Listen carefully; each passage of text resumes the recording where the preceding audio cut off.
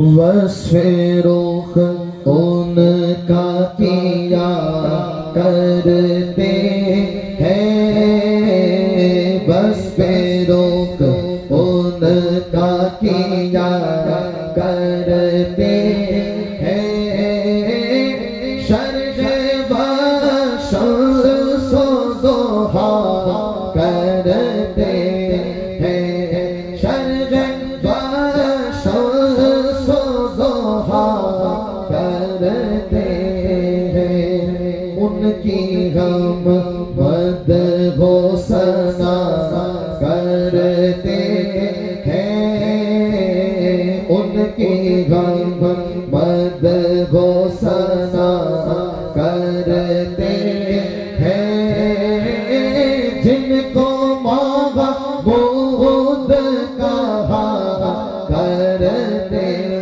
ہیں، جن کو معبود کہا کرتے ہیں۔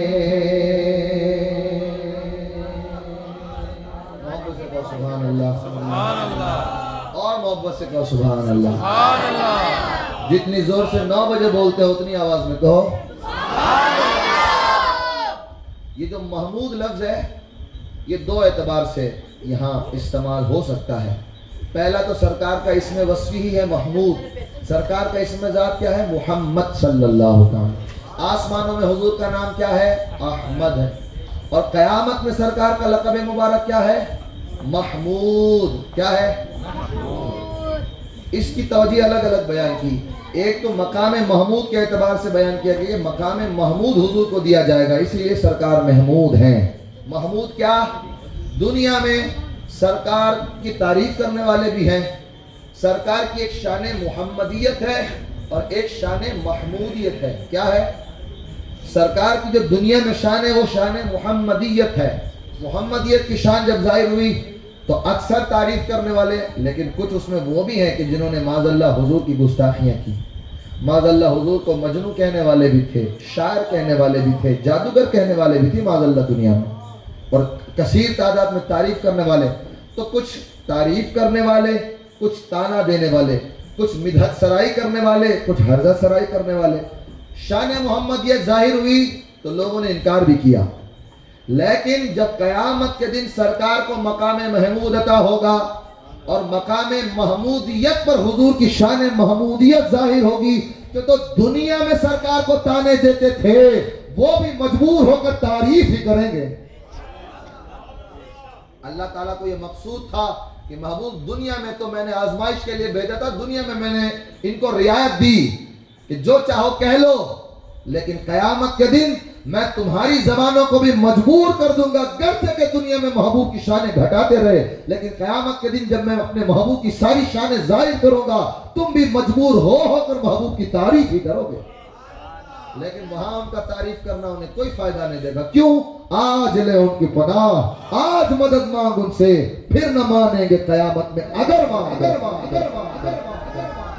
وہاں تو وہ جو سرکار کے کلمہ پڑھنے کا انکار کرتے قیامت کے دن تو وہ بھی مانیں گے، ان کے ابا بھی مانیں گے، لیکن وہاں کا ماننا کوئی فائدہ نہیں دے گا۔ امتحان یہاں ہے۔ سرکار نے صحابہ سے پوچھا تھا امتحان کیسا ہے؟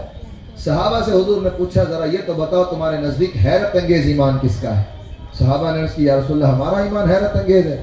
سرکار نے فرمایا تمہارے ایمان لانے میں حیرت کی کیا بات ہے؟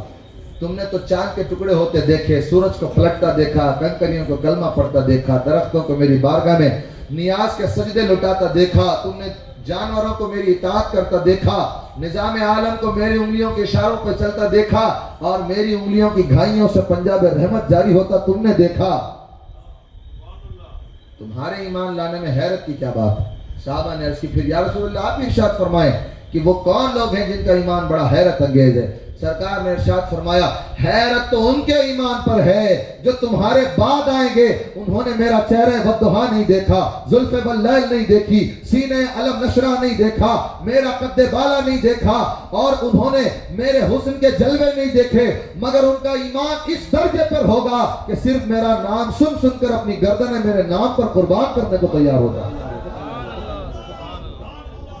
ایسی بات ہے۔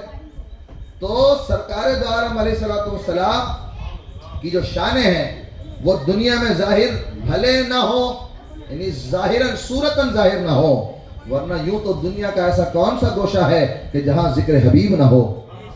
اللہ نے ساری مخلوق کو مصطفیٰ کے ذکر میں محو کر دیا ہے۔ یہ الگ بات کہ جن کے ساتھ نفس لگا ہوا ہے ان کو اللہ نے آزمائش میں ڈالا کہ دیکھیں نفس کے غلبے میں آ کر محبوب کی شانوں سے انکار کرتے ہیں کہ رحمت کے سائے میں آ کر محبوب کی تعریفیں کرتے ہیں۔ اور یہ حصہ رحمت کے سائے میں ہو کے محبوب کے وفادار ہونے کا حصہ اللہ نے ہم اہل سنت کے حصے میں لکھا تھا۔ اہل سنت میں ہونا کتنا بڑا اعزاز ہے۔ امام فخر الدین رازی رحمۃ اللہ علیہ فرماتے ہیں صرف مصطفیٰ کا وفادار ہونا، حضور کا امتی ہونا اتنا بڑا اعزاز و شرف ہے کہ اگر انسان ساری زندگی صرف اس ایک بات پر اللہ کی بارگاہ میں شکر کرتا رہے، زندگی ختم ہو جائے گی مگر شکر کا حق ادا نہیں ہوگا۔ نسبت مصطفیٰ کتنی بڑی ہے۔ تو سرکار کی شان محمدیت بھی لاجواب، سرکار کی شان محمودیت بھی لاجواب۔ اچھا میدان قیامت میں جو حضور کی شانیں ظاہر ہوگی، کیوں ہوگی؟ اللہ تعالیٰ کو یہ مقصود تھا کہ اللہ تعالیٰ کافروں کو بھی اور مومنوں کو بھی، منافقین کو بھی، مخلصین کو بھی، یاروں اور پیاروں کو بھی اور غداروں کو بھی محبوب کے رتبے دکھائے، تاکہ سرکار کے پیارے، سرکار کے وفادار جنت میں جانے سے پہلے دیکھ لیں کیسے شان والے محبوب سے وفا کر کے جنت میں جا رہے ہیں، اور غدار اور گستاخ اور نمک حرام جہنم میں جانے سے پہلے دیکھ لیں کیسے شان والے محبوب کی شانوں کا انکار کر کے جہنم کا لقمہ بن رہے ہیں۔ قیامت کا دن صرف اسی لیے ہے۔ حضرت استاد عمر نے کیا کہا تھا؟ فقط اتنا سبب ہے انعقاد بزم محشر کا کہ ان کی شان محبوبی دکھائی جانے والی۔ قیامت کا دن صرف حساب کا دن نہیں ہے، سرکار کی شانوں کے ظاہر ہونے کا دن ہے۔ تو سرکار کا یہاں جو شعر میں ان کی ہم مدح و ثنا کرتے ہیں جن کو قیامت کے دن مقام محمود عطا ہوگا اور دنیا میں جو محمود کہلاتے ہیں۔ اور دوسرا معنی یہ ہے کہ یہ صیغہ مفعول محمود ہے، اور مفعول جو ہے وہ بنا ہے کس سے؟ اس کا مادہ کیا ہے؟ حمد ہے۔ حمد سے حامد بنا، حامد سے محمود بنا ہے۔ تو محمود کون ہے؟ جس کی تعریف کی جا چکی۔ کیا؟ جس کی تعریف؟ کس نے کی تعریف؟ اللہ تعالیٰ نے تعریف کی۔ اللہ نے فرمایا وَرَفَعْنَا لَكَ ذِكْرَكَ، اے محبوب ہم نے تیرے لیے تیرے ذکر کو بلند۔ اب رب کے مقابلے میں محبوب کی تعریف کا حق کون ادا کرے؟ اسی لیے جتنے بڑے بڑے تعریف کرنے والے تھے انہوں نے کہہ دیا ہم حضور کی تعریف کا حق ادا نہیں کر سکتے۔ حال حضرت نے بھی کہا اے رضا خود صاحب قرآن ہے مداح حضور، تجھ سے کم ممکن ہے پھر مدحت رسول۔ تو رب تعالیٰ نے اگر محبوب کی تعریف کی تو کوئی کمی چھوڑی ہوگی؟ مصطفیٰ کی تعریف کی انتہا فرما دی۔ تو جس کی تعریف ہو چکی، مکمل کر دی گئی، ہم اس کی تعریف کرنے کی کوشش کرتے ہیں۔